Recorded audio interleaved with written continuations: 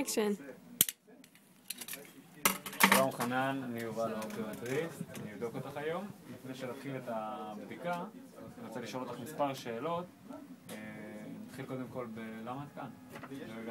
בעיקר העיניים שלי שרפות, עם כמה בלוקרים הפרשה, והעיניים אדומות מאוד, וזה התחיל לפני 3 ימים. אוקיי, אמרת הפרשות, באיזה צבע הפרשות? הפרשה צהובה. ומתי בדרך כלל היא קורית? זה בבוקר בעיקר, ונמשך לאורך כל היום, אני שוטפת את העיניים וזה חוזר כל הזמן. הבנתי, זה פעם ראשונה שזה קורה לך? כן. אף פעם לא היה כזה דבר בעבר? לא. הבנתי, לפני כמה זמן זה התחיל? לפני 3 ימים. אוקיי. יש עוד מישהו במשפחה שיש לו את התחום? כן, אחותי.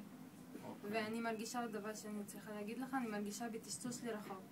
אני לא מזהה פרצופים לרחוק,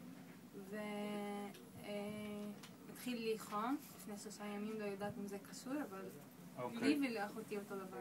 הבנתי חנן, אוקיי, לפני שנמשיך את הבדיקה, אני רוצה רגע לעבור פה על איזה משהו, אם בואי תשימי את הסנטר שלך פה, תצמידי את המצח. אני רוצה לבדוק משהו.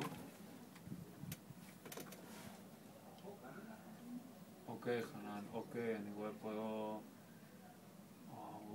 אני רואה את הסנילים, אני רואה חימוזיס.